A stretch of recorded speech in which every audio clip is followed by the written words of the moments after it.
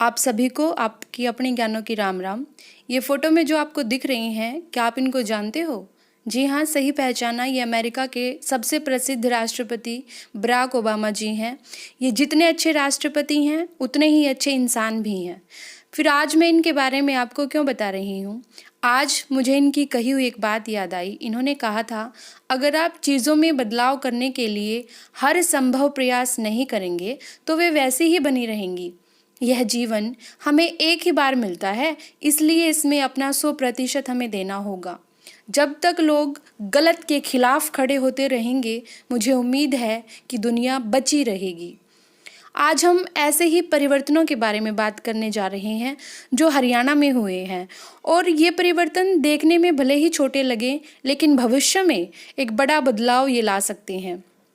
नकारात्मकता को फैलने में देर नहीं लगती और पॉजिटिविटी हमेशा फैलानी पड़ती है। पॉजिटिविटी को हमें उभारना चाहिए, उसको फैलाना चाहिए। चलिए परिवर्तनों की बात करते हैं। वो परिवर्तन दहिया खाप का एक गांव है नाहरी। वहाँ पर युवाओं ने 2 अहम फैसले लिए हैं। देखिए, विश्व में जब भी बदलाव हुए हैं वो युवा शक्ति ने ही किए हैं अधिकांशतः। अगर किसी देश का युवा जागरूक है तो उस देश में बुराइयों को पनपने के अवसर ज़्यादा नहीं मिलते। वो देश सशक्त बनता है जिस देश के युवा सशक्त होते हैं। यहाँ भी वैसा ही एक उदाहरण देखने को मिला है। हुआ क्या कि नाहरी गांव में युवाओं को महसूस हुआ कि गांव में कुछ ऐसी प्रथाएं हैं, कुछ ऐसी परंपराएं लागू हैं जो जिनका अब कोई इतना ज़्यादा मतलब नहीं रह गया है, जिनको अब बदल देना चाहिए।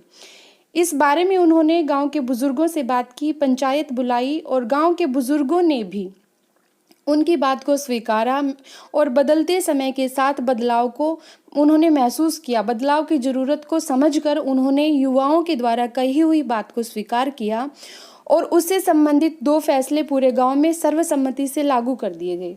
पहला फैसला मैं आपको बताती हूँ कि 13वीं पर मृत्यु भोज नहीं होगा।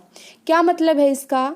गांव में जब किसी की मृत्यु हो जाती है, खास करके बुजुर्ग इंसान की, तो उसकी मृत्यु के 13वीं जब की जाती है, 13वें दिन, तो बहुत सारे लोगों को घर बुलाकर खाना दिया जाता है।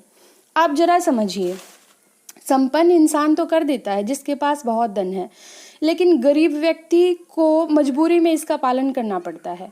दूसरी बात एक और है जो भावनाओं से जुड़ी हुई है। जब किसी के माँ बाप या दादा दादी चले जाते हैं तो आप समझ सकते हैं किसी अपने के जाने पर कितना दुख होता है। ऐसे में सिर्फ समाज की भली बुरी बातों से डरकर सबको भोज देना एक उत्सव मनाने जैसा लगता है। और जो लोग उस भोज में शामिल होते हैं, मैं दावे के साथ कह सकती हूँ, उन सभी लोगों में से 3 या 4% लोगों को छोड़कर कोई ऐसा नहीं होता जिन्हें दिवंगत आत्मा से या उनके परिवार से कोई सहानुभूति या किसी प्रकार का कोई लगाव हो।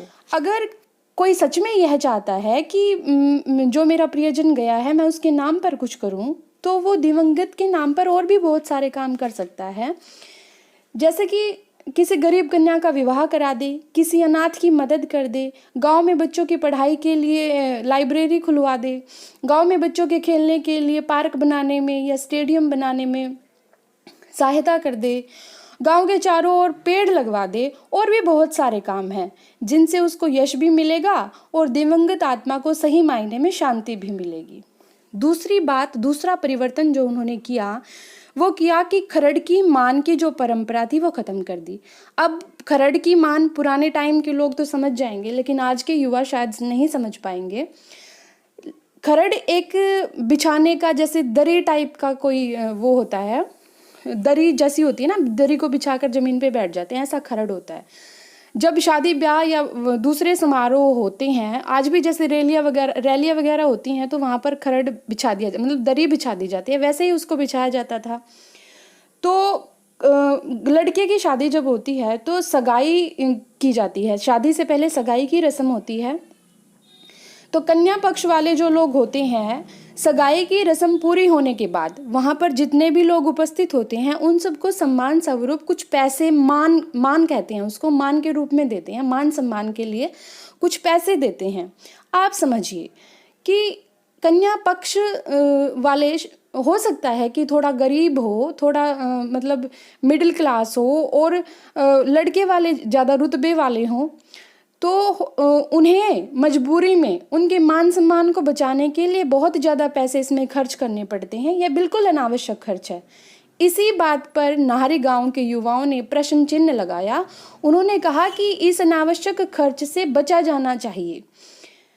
कन्या पक्ष वालों को इस खर्च से बचाया जा सकता है और आगे से हमारे गांव में किसी भी लड़के की सगाई में कन्या पक्ष से खरड़ की मान नहीं ली जाएगी। सगाई की रस्म के समय दी जाने वाली कन्या पक्ष की तरफ से सम्मान स्वरूप जो पैसे दिए जाते हैं मान के रूप में, वो नहीं लिया जाएगा। लड़की वाले गरीब होते हैं तो उन पर ये बहुत ज़्यादा खर्च पड़ता है और समाज को दिखाई नहीं देता, लेकिन इससे फ़र्क पड़ता है। ये पैसे वह अपनी कन्या की शादी में कहीं और खर्च कर सकता है। इस एक और बदलाव के बारे में मैं आपको बताना चाहूँगी जो बहुत अच्छा है, जो मेरी सोच के, मेरे दिल के बहुत करीब है। हरियाणा सरकार गाँवों में, प्रत्येक गाँव में डिजिटल लाइब्रेरी, कहीं मॉडर्न लाइब्रेरी बनाना चाहती है। हमारे आदरणीय डिप्टी सीएम जी जो हैं दुष्यंत चौटाला जी, उन्होंने कहा है कि अब हमारे हरियाणा के युवाओं को पढ़ाई के लिए, गांव के विद्यार्थियों को पढ़ाई करने के लिए, प्रतियोगी परीक्षाओं की तैयारी करने के लिए शहर नहीं जाना पड़ेगा। हमारा यह लक्ष्य है कि हर गांव में एक मॉडर्न लाइब्रेरी बनाई जाएगी जहां पर बच्चे प्रतियोगी परीक्षाओं की तैयारी कर सकेंगे। यह बात न जाने कब से मेरे दिमाग में थी। मैं जब भी गांव में सरकारी बेंच पर बैठे, निठल्ले बैठे हुए युवकों को देखती हूँ, ऐसा नहीं है कि वो कुछ करना नहीं चाहते, ऐसा नहीं है कि वो कुछ कर नहीं सकते। बहुत जुनून होता है उनमें, बहुत एनर्जी होती है और यही उम्र होती है कुछ कर गुजरने की, लेकिन उनके पास रास्ता नहीं होता। कई बच्चे बहुत कुछ करना चाहते हैं लेकिन उनके पास साधन नहीं होते। वो पढ़ना चाहते हैं, कई बार वो पारिवारिक या आर्थिक स्थिति के कारण शहर में जाकर महंगी कोचिंग नहीं ले पाते, या फिर कई बार उनको घर में भी पढ़ाई का माहौल नहीं मिल पाता। ऐसे बच्चों को अगर लाइब्रेरी मिल जाए, पढ़ने के लिए शांत जगह मिल जाए और वो सारी किताबें उनको मिल जाए जिनसे वो अच्छी तैयारी कर सकें, तो मुझे लगता है यह जो पढ़ने वाले बच्चे हैं, जो कुछ करना चाहते हैं, उनके लिए किसी वरदान से कम नहीं होगा। दुष्यंत चौटाला जी को आप सभी जानते हैं। दुष्यंत चौटाला जी हरियाणा की राजनीति के युवा नेता हैं। शायद इसलिए वो युवाओं की परेशानी समझ पाए।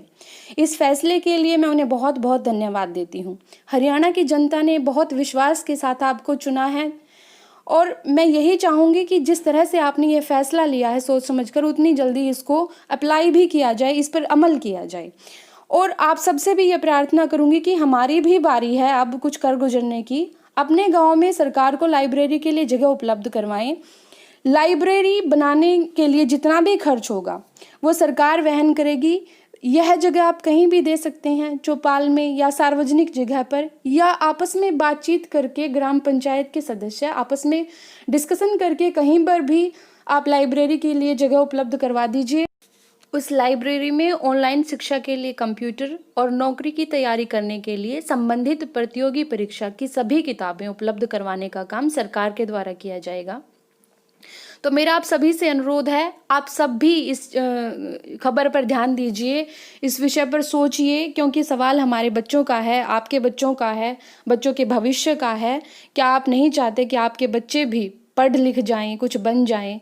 तो आप सबको यही करना है। आप सभी को इस खबर को शेयर करना है, सबको बताना है, सबको तैयार करना है। देखिए, अगर हम अपने बारे में नहीं सोचेंगे तो कोई हमारे बारे में नहीं सोचेगा। सरकार घोषणा कर देती है, लेकिन जब जनता उसमें इंटरेस्ट लेती है, रुचि लेती है, तभी वो फैसले कामयाब हो पाते हैं। और पढ़ेगा हरियाणा तभी तो बढ़ेगा हरियाणा। तो चलिए, हरियाणा को पढ़ा लिखा बनाएं, शिक्षित बनाएं, सुंदर बनाएं, अपने सपनों का हरियाणा बनाएं। इसी के साथ जय हरियाणा।